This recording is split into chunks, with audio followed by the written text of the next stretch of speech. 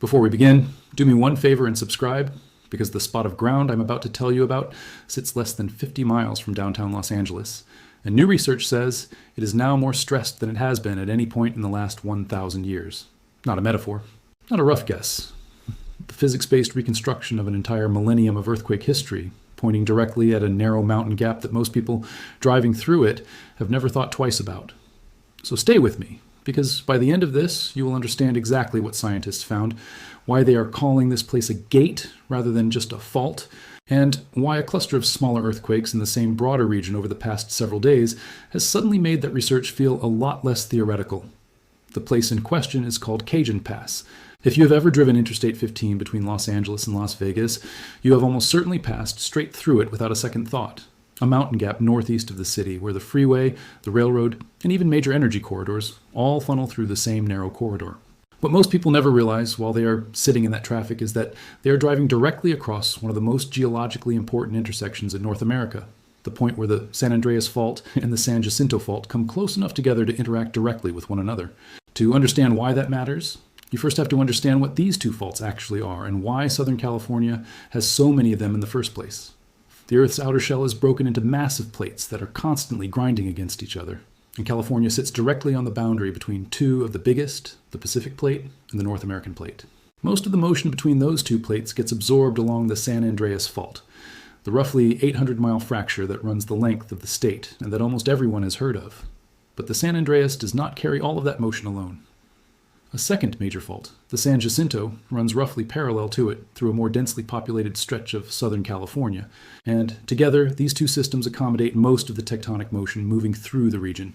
For most of their length, they run far enough apart that what happens on one does not directly threaten the other. But near Cajun Pass, they come close enough together that a rupture starting on one fault can, under the right conditions, jump the gap and continue on the other. This is the idea that researchers are now describing with a term that sounds almost architectural: an earthquake gate. Picture a floodgate on a canal, the kind of gate that can either hold back a surge of water or swing open and let it pass straight through to the next section of the waterway, depending on the pressure built up on either side. Cajun Pass behaves in something like that same way for seismic rupture. Sometimes, when an earthquake starts in one of these two faults, the gate holds and the rupture stays contained to the fault where it began. But sometimes, when conditions on both sides of the gap are aligned in just the right way, the gate opens and the rupture crosses straight through the pass, continuing on to break the second fault as well. A rupture that manages to cross that gate does not just get a little bit bigger. It becomes a fundamentally different kind of event, involving two major fault systems simultaneously rather than one. This is not a new theory dreamed up to explain the region's history after the fact. Scientists have direct evidence that this gate has opened before. In 1812, an earthquake now estimated at roughly magnitude 7.5 struck the region, an event known today as the Wrightwood earthquake. Researchers now suspect that the 1812 rupture crossed through Cajun Pass, rippling along both the San Andreas and San Jacinto fault systems together and causing 40 deaths at a time when the region was sparsely populated. That detail alone should give you pause. A joint rupture through this gate is not a hypothetical worst case pulled from a computer model with no historical grounding. It has already happened at least once within recorded history. So how do scientists figure out whether the gate is more likely to hold or to swing open at any given moment? This is where a research team led by geophysicist Liliane Burkhardt did something genuinely remarkable. They built a physics-based computer model designed to simulate exactly how stress accumulates and releases along the southern San Andreas and San Jacinto fault systems. And then they fed that model an entire 1,000-year record of the region's earthquake history, reconstructed using evidence like radiocarbon dating of sediment layers that had been shifted by ancient ruptures and tree ring records that can capture subtle disturbances in the landscape going back centuries.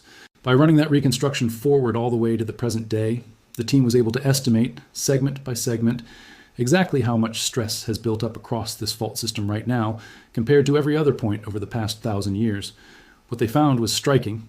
According to the simulation, the San Jacinto Fault's Bernardino segment showed the highest stress load found anywhere in the entire 1,000-year reconstruction, registering 3.6 megapascals, a reading that exceeds even its own previous peak from nearly 50 years ago. The nearby stretch of the San Andreas told a similar story. The Mojave South segment of the San Andreas recorded 2.8 megapascals of stress, itself surpassing its own record load from a decade earlier. In plain terms, both of the fault segments feeding directly into this gate are more tightly wound right now than they have been at any point the researchers could reconstruct going back an entire millennium. Let me put a number in context here, because highest in 1,000 years can sound abstract until you understand what it actually represents.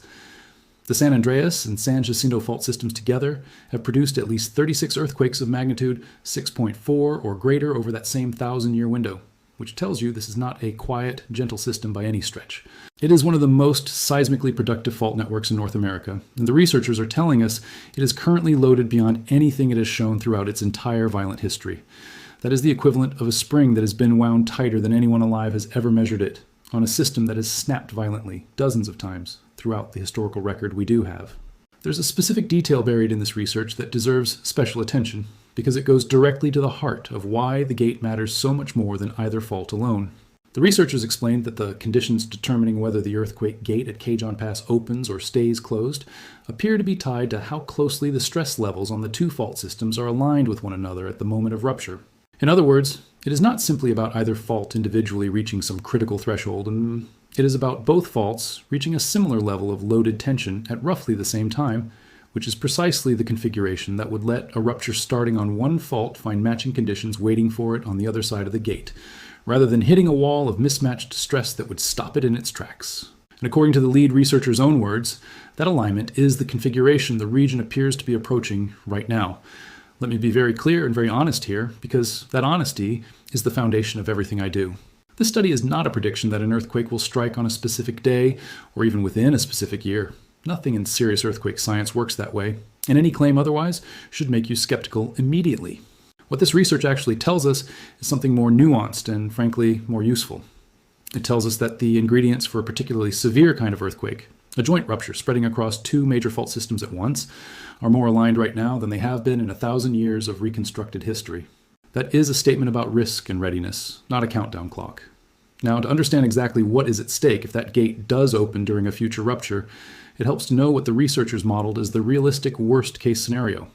According to lead author Liliane Burkhardt, a joint rupture crossing Cajon Pass could approach a magnitude somewhere between 7.4 and 7.8, and it would affect a far larger area than a single fault event would on its own.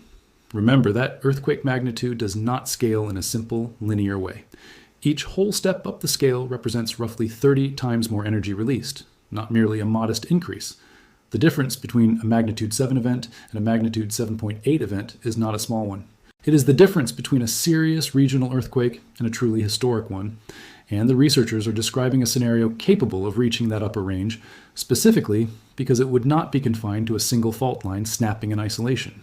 The practical consequences of a rupture at that scale, crossing through this exact location, come with an extra layer of concern that would not exist if the same size earthquake struck somewhere more remote. Because Cajon Pass carries major highways, railways, and energy corridors through a single narrow corridor, researchers say the consequences of a joint rupture there would be severe and widespread, simultaneously affecting critical infrastructure across multiple cities rather than isolated pockets of damage. Think about what actually funnels through that gap in the mountains. Interstate 15, one of the primary routes connecting Southern California to the rest of the Southwest. Rail lines that carry freight across the entire region. Pipelines and transmission corridors that move fuel and power to millions of people. A rupture severe enough to damage that corridor does not just shake nearby buildings. It can sever the physical connections that an entire region depends on for supplies, evacuation routes, and basic infrastructure, all in the same event. There's also a sobering piece of context about just how long this particular system has been quiet, because it echoes something seismologists have flagged about other major California faults as well. Southern California's last truly historic earthquake on this system was the magnitude 7.9 event in 1857, when a section of the San Andreas, roughly 205 miles long, slipped horizontally between Parkfield and Cajon Pass. That means the fault segments feeding directly into this gate have now gone well over a century and a half without a rupture of that scale, all while, according to this new research, continuing to accumulate stress the entire time. A fault that goes quiet for a long stretch is not a fault that has become safe. It is a fault that has been storing energy with nowhere for it to go. The longer that quiet stretch continues, the more energy sits waiting underground. Now let's bring this into the present moment, because this research did not stay purely academic for long. Just weeks after the study was published, Southern California experienced a cluster of earthquakes that immediately drew public attention back to this exact region. A magnitude 4.3 quake near Kern County and a magnitude 4.1 quake near Fraser Park struck within roughly 36 hours of each other. landing in the same broader fault corridor that the new research had just identified as carrying tectonic stress at its highest modeled level in 1,000 years. Understandably, speculation spread quickly online that these earthquakes were happening directly on the San Andreas or San Jacinto systems themselves, right at the critical junction researchers had just flagged. Here is where I have to give you the more careful, more honest version of the story, because it matters. Seismologists with the Southern California Seismic Network reviewed the Fraser Park earthquake and determined it did not occur on the San Andreas Fault or the Garlock Fault, but instead was linked to a lesser-known structure called the Plato Fault, which runs through the region west of Interstate 5 near Fraser Park. Similarly, the Kern County earthquake occurred within what is known as the Eastern California Shear Zone, a separate system of faults, meaning neither of these two headline-grabbing earthquakes struck the San Andreas or San Jacinto faults that the new study identified as critically loaded. So if you saw dramatic headlines this past week claiming this exact fault junction had ruptured or been unlocked, that framing was not accurate. The earthquakes were real, but they happened on nearby related faults, not on the specific fault segments the Cajon Pass research was actually describing. So why does any of this still matter if the recent earthquakes technically struck different faults? Because these fault systems in Southern California do not operate in complete isolation from one another, even when they are technically separate structures. All of these faults sit within the same broader earthquake corridor that roughly 20 million people call home. And while the recent quakes did not strike the San Andreas or San Jacinto directly, they occurred close enough and within a system understood to be interconnected enough that the timing itself draws attention. Scientists have documented in this same region and elsewhere that stress transferred from one fault rupture can influence the loading on nearby faults, sometimes nudging them closer to their own breaking point, even without a direct physical connection. That is part of why researchers watch clusters like this so closely. Not because any single 4-point-something earthquake is dangerous on its own, but because of what it might represent about the changing balance of stress across an entire interconnected system. Let me explain a bit more about how researchers judge whether a cluster of moderate earthquakes is meaningful or just background noise, because this distinction matters enormously and gets lost in a lot of the more sensational coverage. Southern California experiences small and moderate earthquakes constantly, dozens of them most weeks, most of which pass entirely unnoticed by anyone outside the seismology community. What elevates a particular cluster from routine background activity to something worth genuine scientific attention is a combination of factors: the location relative to critically loaded faults, the timing relative to recent research findings, the pattern of aftershocks that follow, and whether any of the events show signs of unusual behavior like aseismic creep, a slow, silent slipping of the fault that does not produce strong shaking, but can still redistribute stress across a wider area. None of that has been confirmed for the recent cluster near Fraser Park in Kern County. What has happened is that a cluster of moderate earthquakes occurred in the same general corridor as a fault system just identified as historically overstressed. And that combination, even without a direct hit on the critical segments themselves, is exactly the kind of coincidence that puts seismologists on alert and keeps them watching closely for what comes next. It's worth taking a moment to explain how paleoseismology, the science of reading ancient earthquakes out of the ground itself, actually works, because it is the foundation underneath everything this new research is built on. When scientists want to understand a fault's history going back centuries or millennia, long before anyone was writing anything down, they dig trenches directly across the fault line and examine the layers of soil and sediment exposed in the trench walls. Each layer represents a slice of time. When an earthquake ruptures the ground, it breaks and offsets those layers, and then new sediment gradually builds up on top over the following years, sealing the evidence of that break beneath undisturbed material. A trained researcher looking at the wall of a trench can identify these breaks, and by dating the material immediately above and below each one, using techniques like radiocarbon dating, they can estimate roughly when each ancient earthquake occurred. Combine that trench evidence with other clues, like the way tree rings record subtle disturbances to nearby vegetation, and researchers can piece together a genuine timeline of a fault's behavior stretching back 1,000 years or more, which is exactly the kind of historical reconstruction that fed into the Cajon Pass stress models. Let's also talk honestly about what it would actually mean for Southern California if this earthquake gate did eventually open during a future rupture, because understanding the mechanics helps explain why researchers describe the stakes the way they do. When a fault ruptures, the two sides suddenly shift relative to each other, sometimes by several meters in a large event, and that sudden movement radiates seismic waves outward in every direction. In a single fault event, the shaking is generally most intense closest to the rupture and diminishes with distance. But in a joint rupture crossing through a gate like Cajon Pass, the zone of intense shaking effectively doubles in extent, stretching across two separate fault systems rather than concentrating along one. That means a much larger geographic area experiencing the most dangerous level of ground motion simultaneously, which multiplies the strain on emergency services, hospitals, and infrastructure precisely when a coordinated, region-wide response becomes hardest to manage, because so many different communities are dealing with severe damage at the exact same time, rather than one area bearing the brunt while neighboring regions remain largely intact and able to send help. This is exactly why the work these researchers do matters so much, even though it can never tell any of us the exact day a major earthquake will strike. By identifying which fault segments are most critically loaded, and by understanding the specific conditions that determine whether a gate like Cajun Pass holds or opens, scientists give engineers, emergency planners, and government agencies something they can actually act on. Infrastructure that runs through a corridor identified as an earthquake gate can be built and retrofitted with that specific risk in mind. Emergency response plans can account for the possibility of simultaneous, region-wide damage, rather than assuming any future earthquake will stay conveniently contained to one area. None of this makes a major earthquake any less likely to eventually happen. But it makes the region measurably more prepared for the day it does, and that preparation is where research like this actually saves lives, not in predicting the date, but in shaping the response before it is needed. I also want to address something that inevitably comes up whenever a story like this spreads online, because it is worth confronting directly rather than ignoring. In the days following the recent earthquake cluster, a wave of sensational and, in some cases, outright unfounded claims spread across social media and certain corners of the internet, framing these ordinary moderate earthquakes as confirmation that the fault had been definitively unlocked, or that a major rupture was now imminent. Serious seismologists do not talk that way. You should be skeptical of anyone who does. The actual verified science here is nuanced. It says stress on specific fault segments is historically high.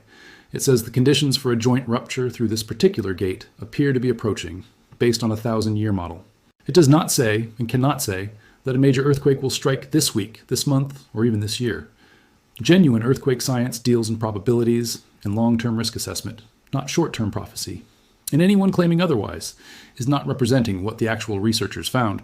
It also helps to understand why researchers chose the past 1,000 years specifically as the window for this reconstruction, rather than a shorter or longer stretch, because that choice was not arbitrary.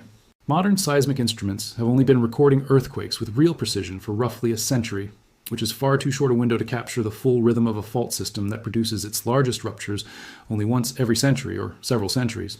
A 1,000-year window, by contrast, is long enough to capture multiple full cycles of stress buildup and release across these fault segments, giving researchers a genuine statistical baseline rather than just a handful of recent data points. That is precisely why finding a stress reading that exceeds anything in that entire 1,000-year record carries so much weight. It is not being compared against a short, possibly unrepresentative recent history. It is being compared against essentially every meaningful cycle these particular fault segments have gone through since long before European colonization of the region, a baseline broad enough to actually mean something. There's also a broader pattern worth noting here, because Cajun Pass is far from the only place in California where researchers have flagged this kind of long, ominous silence. Scientists have separately raised concerns about other major fault systems across the state that have gone unusually long without releasing a major rupture, each one building stress in its own quiet corner of the state's tectonic puzzle. What makes Cajun Pass stand out among these is not that the underlying mechanism is unique. Every fault accumulates stress the same basic way, but that this particular spot combines an unusually well-documented gate mechanism, an unusually long historical silence, and an unusually dense, unusually critical stretch of infrastructure and population sitting directly on top of it. Other quiet faults around the state may eventually produce dangerous earthquakes of their own, but few of them combine quite this specific mix of geological significance and human exposure in one narrow mountain pass. Let's talk for a moment about the aftershock behavior that typically follows a moderate earthquake cluster, like the one that struck near Fraser Park in Kern County, because understanding this helps put the past week's events into proper context. When a moderate earthquake occurs, it is almost always followed by a sequence of smaller aftershocks, as the surrounding rock adjusts to the sudden shift in stress. These aftershocks can continue for days or even weeks before tapering off.